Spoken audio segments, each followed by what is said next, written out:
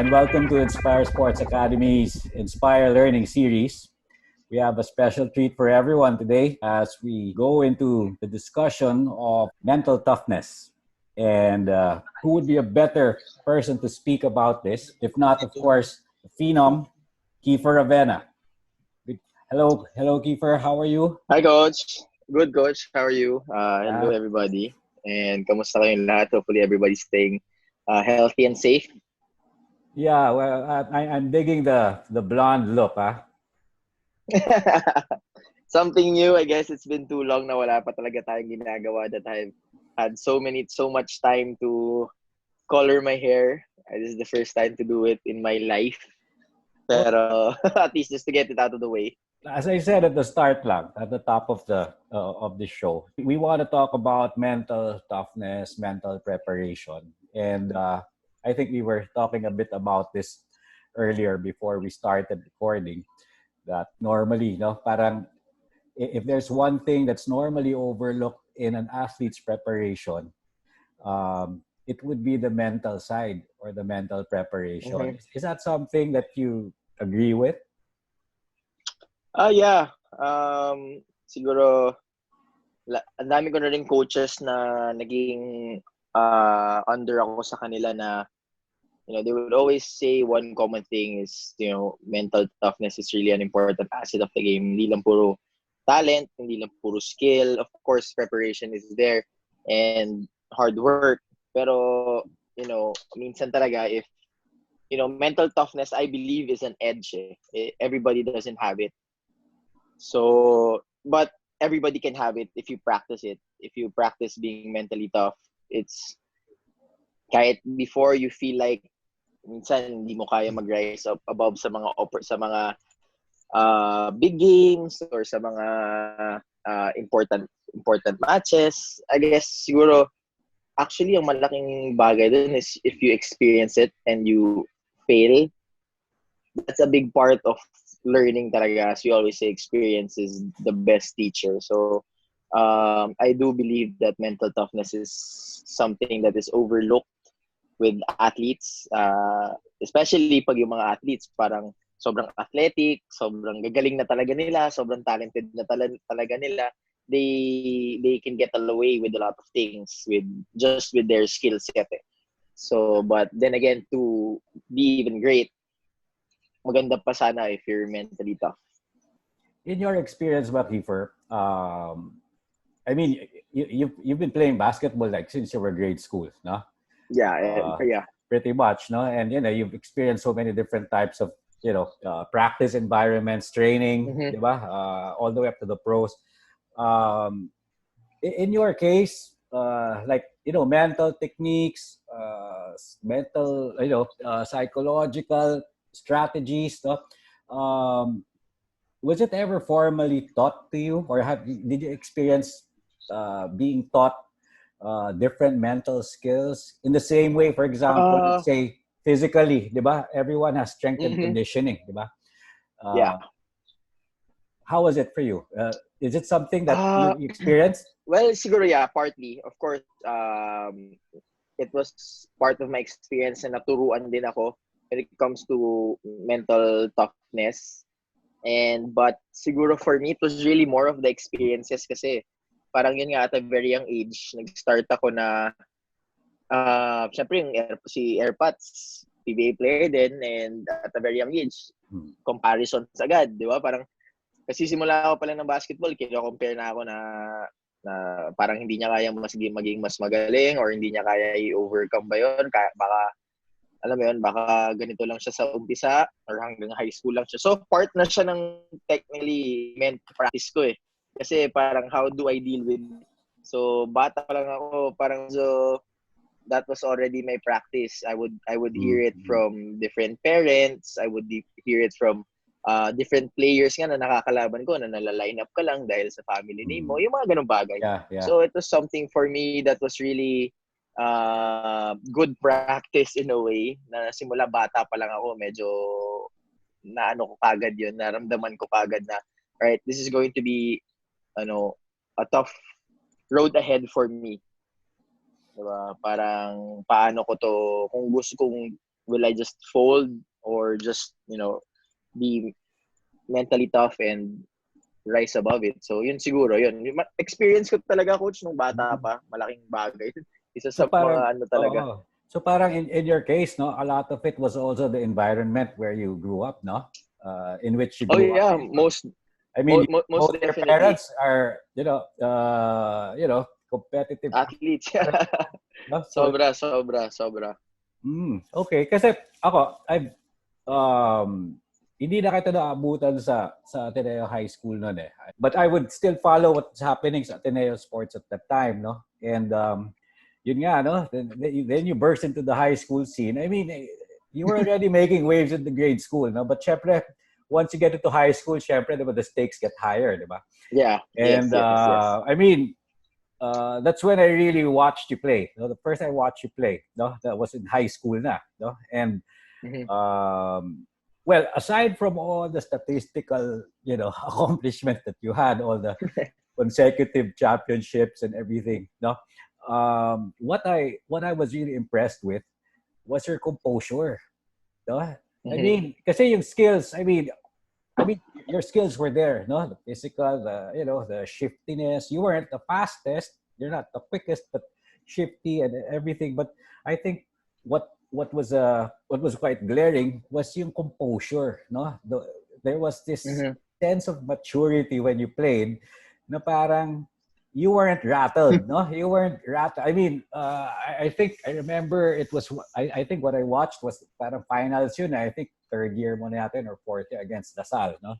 Mm-hmm. And then they were like trapping you and anything. And parang hindi ka natataranta, no? And I guess you were saying na kanina, no? It was something even as a kid. But so are you saying parang in your case, the experience of being mentally tough, at least at that time, no, did it come naturally to you?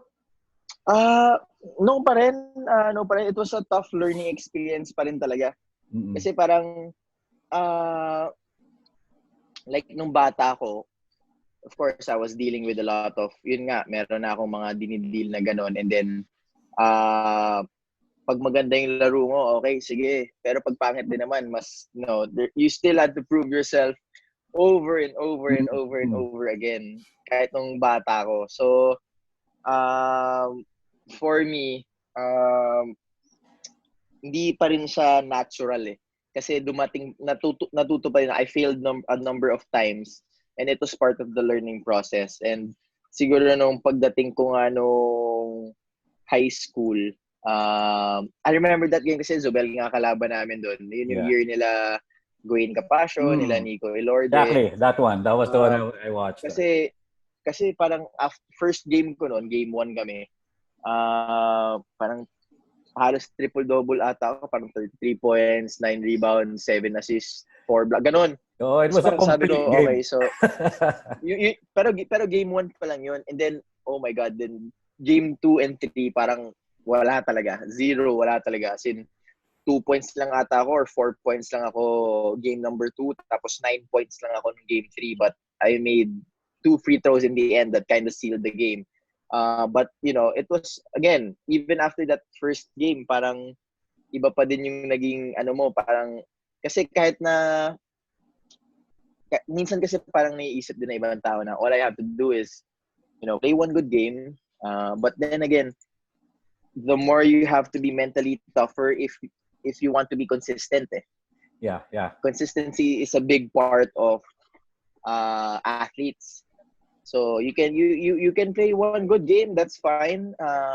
But when you play the bad game, the next one, parang wala, kakalimutan lang din naman nila kung ano yung ginagawa mo the previous game. So, we've always I grew up in the saying that you're only as good as your last game.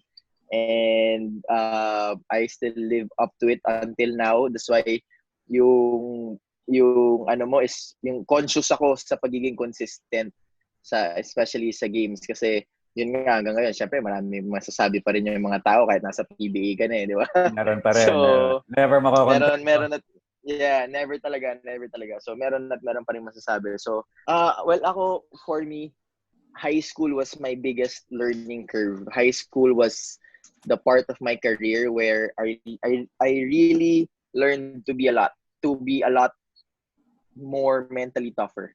Kasi una, si Coach Jamaic, he's not your ordinary high school coach na, Yeah. just let you play and do this, do that, do that. So, he would play around your head na sometimes bigla lang siya magagalit sa'yo, tatawagin ka na lang niya, buong linggo ang tawag niya lang sa'yo, number mo, 15, uy, 15, dito ka, or 15, doon ka, ganyan. Ganun lang tawag niya sa'yo.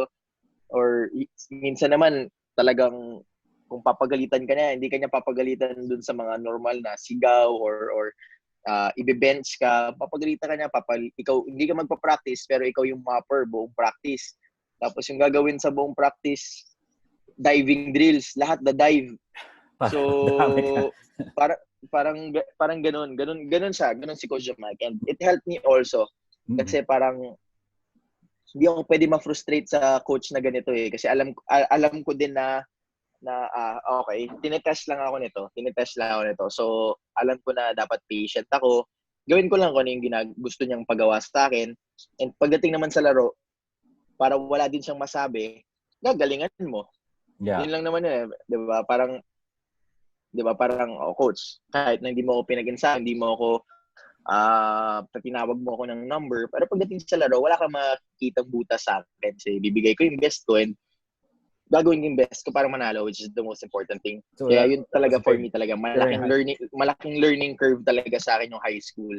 Kasi, syempre, yun yung nag-adapt ka sa college eh. Diba? Pag college, medyo, kahit pa paano, you have to be already medyo kumpletong type of player ka na pag gusto mo talaga mag-succeed sa college eh. Kasi sobrang daming players. Yeah. Sobrang daming players sa college. So, to make an impact, medyo kailangan buo ka na. So, medyo yung shell mo of learning, medyo hardened na yan. Hindi na basta-basta na-penetrate ng bagong knowledge. Kaya nga, ang mga nagsasucceed pa talaga is kahit yung mga nasa pro, is yung mga sponge pa rin sila na they keep on continue to learn whether kung ano man yung mga bagay na ganun. Paano ka like kanina you were talking about that particular series against Zobel, di ba?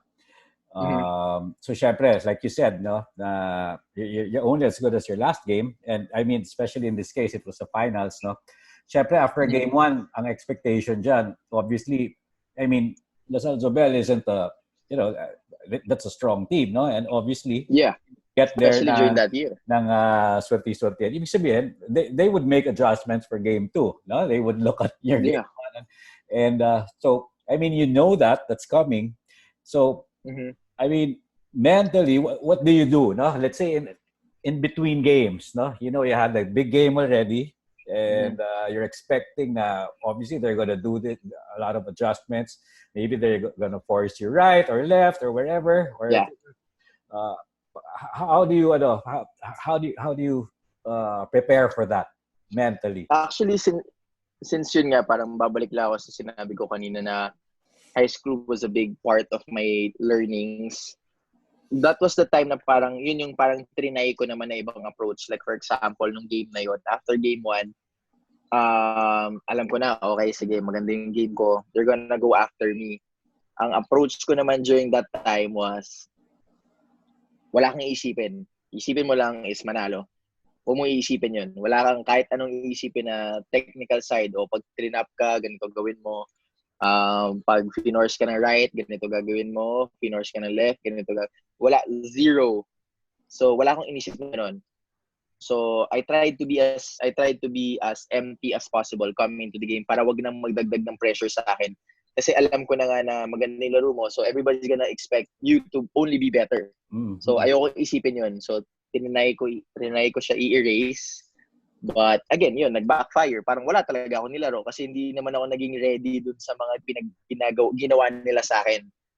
So, nag-backfire sa akin. So, I was technically pushed over to the side and I was a nobody during game 2.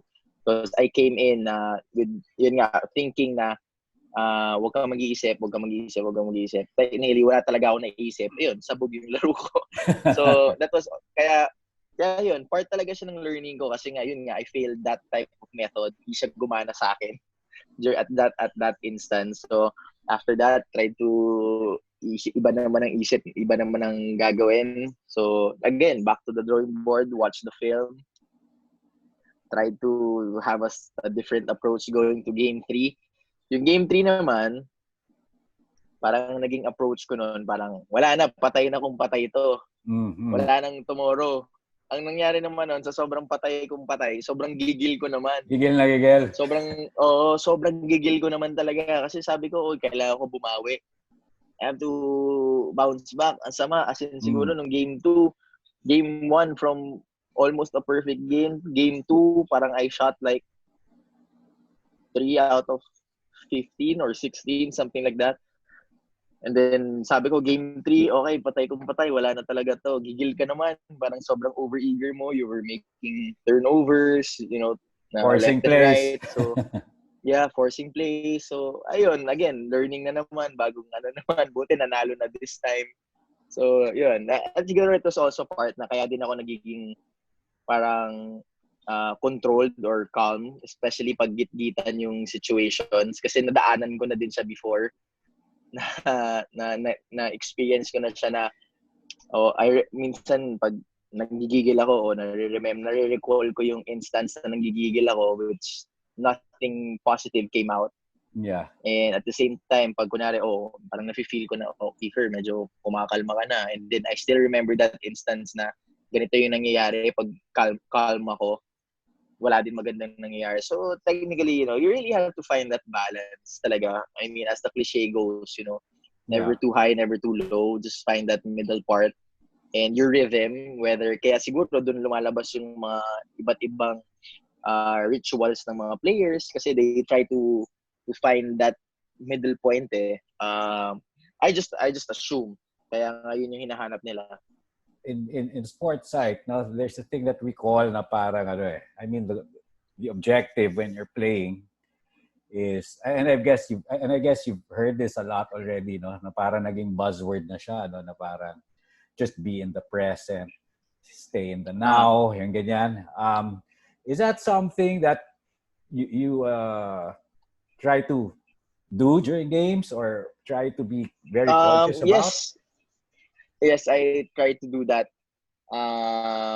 during games. I'm not a master of it. Sometimes there are instances na my mind is just flying away somewhere during the game. But siguro the good thing about this, I know how to quickly get it back. Yeah. Na gano'n. Kasi like for example, 'di ba si Michael Jordan when The Last Dance was shown, there was a scene I forgot who was getting interviewed or it was Michael himself, but there was this scene where they said that Michael just had the uncanny ability to just stay in the present. Yeah. Whether the media is throwing stones at him or it's his father just getting killed somewhere else, but pag game time, he just has that ability to just be there and forget about everything and just be the greatest player of all time. So that stuff that's really hard to do, especially with the situations that happen outside of the court with Michael, diba? So ganun din naman yung tinatry ko ngayon. Parang siyempre ngayon walang basketball so you still have to be at one moment kailangan mo pa rin talaga isipin yung ngayon kasi if you pag wala mo inisip yung ngayon, that's when you forget to work out, to stay in shape, to stay mentally prepared and physically prepared. So as much as possible you still have to really stay in the present. I think the one thing that you're good at doing is recognizing when not everyone, like you say, sabi mo, you're not a master at it, but not a lot of people are masters at it. It's just staying in the present. But I think the good thing there with you is you're able to recognize na I'm thinking too far ahead. Yeah. Actually, or I'm thinking too much of my bad shot, or then mistake. Exactly. But I think yun lang din muna siguro. Kasi some athletes, they iwan na doon sa last mistake. Yeah. Or sometimes nakatingin na doon, Yeah. So, siguro ako, yun din for me talaga. Kasi sobrang hirap talaga na mag-focus lang talaga sa kung ano nangyayari ngayon. Sobrang hirap talaga niyan. Hindi siya biro. Parang it takes so many things, compilation of so many things para lang maka-focus ka 110% sa nangyayari now. Especially pag naglalaro ka ng basketball, ang daming pwedeng mangyari sa loob ng court eh. Pero if you're just there, I mean, saludo ako sa'yo kasi sobrang hirap gawin nun. Well, at least yung sinasabi mong Game 3, you generally, I mean, compared to Game 1, you said Game 3, hindi pa rin maganda yung start mo and everything. But you sealed it in the end. At least, I think that was an example na sinasabi natin na, okay, things weren't going your way pa rin. It's not as, at least when it mattered, you're able to kind of just say, this is all I have in front of me. I have 2 free throws. Yun nga. Kasi, ang sinasabi ko na lang doon, sobrang pangit na ng laro mo. Pag na-mintis mo na mabato, ewan ko na lang talaga. So, parang, wag mo na ito muna. Focus ka muna dito sa 2 free throws ito. Para kahit paano. Wala nang iba. Ito man yung, para kahit paano, pag nanalo kayo, ikaw yung huling nakashoot, ikaw maalala pa rin nila, oy, si Kiefer na 2 free throws. Parang gano'n. yung mga turnovers so mga first half, hindi na masyado. Nakalimutan nila yan. Wala na yan. Yeah, tama. But going to college, would you say the transition was smooth? I mean, kasi I know you were heavily recruited by a lot of schools. I mean, even if I think a lot of schools knew naman that you were most likely you were going straight to but I at least ang alam ko nung time na yun, a lot of schools still made a strong pitch, di ba? And I mean, the rest is history. You stayed. Yeah. Well, ano naman, yeah. Yeah, sige. Well, ano naman din po siguro, parang syempre, it's parang hindi naman ako yung tipong, ayun nga sabi mo coach na everybody, probably 99% of the schools that recruited me knew that I was gonna go up for the senior sa Ateneo. But hindi naman ako yung tipong nagpa-highest bidder pa or, I just wanted to listen. I just wanted to listen to different people. So I could also learn na parang, alright, so this is their culture. This is how they run their programs. More of that pa rin talaga. Parang it's not really more of offers or anything like that. Yeah. But more than anything, parang I really wanted to go to the States. I guess that was the other option talaga rather than Ateneo. But then again, things got a little bit complicated in terms of my there sa States. But, tapos na yun and everything happens for a reason. And then, yun nga, with God's help, I ended up with Ateneo, which I won my first 2 years, 2 championships. And it was rough, transitioning. It was really rough. I had that horrible first game again, especially parang nung summer nung first year ko sa Ateneo, parang 74 ang rookie year mo, no? Yeah. 74. Parang sabi ko, okay, so ito magandang laro against San Beda, Phil Oil sa San Juan Arena. So, okay, summer league, summer went by, we won the championship sa Father Martins, and then we won the championship against Phil Oil. I got named MVP on my first year sa Phil Oil, and then here goes the UAP, and then I sucked in my first game. I scored 0 points and played like 13 minutes, and it was literally trash. But again, so yun, labasan na naman sila lahat. Dami mo na naman masasabi. Yun, so when it counted the most, wala siya. Hindi siya overrated, ganun. Yeah, the usual. So again, the mental side of it really helped me. Kasi, siyempre, second game namin nun, DLSU. Sabi ko, oh my God, pag ito, pangit pa na naman yung laro mo. Parang ganon. I sometimes, literally play with myself na sa utak ko na ganon, sinasabi ko yun. Parang reverse psychology ko ba yun? Parang, or pinangungunahan ko na yung sarili ko na huwag ka na magbabad game. Parang kakausapin ko talaga yung sarili ko siya na ganon. So, para conscious na ako. May nagre-remind. I remind myself now, you can't have a bad game. You can't have 2 bad games in a row. Everybody's expecting you to be this and that. and then you turn out to be otherwise. But yun nga, nung nagpe-prepare talaga ako sa second game namin na yun against Lasal, as in wala talaga, as in pasok lang akong school, pupunta akong practice, pag-uwi sa bahay, manonood lang ako ng basketball, ng film, and then wala na akong kakausaping iba. Parang, kasi ang nangyari noon, parang we played on a Wednesday and the second game was on a Sunday. So we had Thursday, Friday, Saturday to really prepare for Lasal. So wala akong kinausap noon. I had the same routine just to focus and really be 110% with Lasal. Yun lang talaga na ano ko. And then yun nga, buti nakabawi kagad ng second game. Seems parang no? You love the big games, no? Are you conscious about that? Or parang well, chance lang talaga or nagkakataon na parang opportunity lang din talaga. And of course, I treat every game the same. Hindi naman siguro sinasabi ko na right, so I'll treat Lasal an Ateneo Lasal game differently than if we play against Adamson. No, it's not like that. But every game is an opportunity for you to, again, prove yourself kung you belong ba talaga, and at the same time be consistent. That's part of being a great player. So if you can do it day in and day out, that's really big. So para sa akin, siguro nagkakataon lang na talagang maganda din yung laro. Siguro mas nagiging focus lang talaga ako pag siguro when the stakes are high. Parang nag-iiba talaga eh.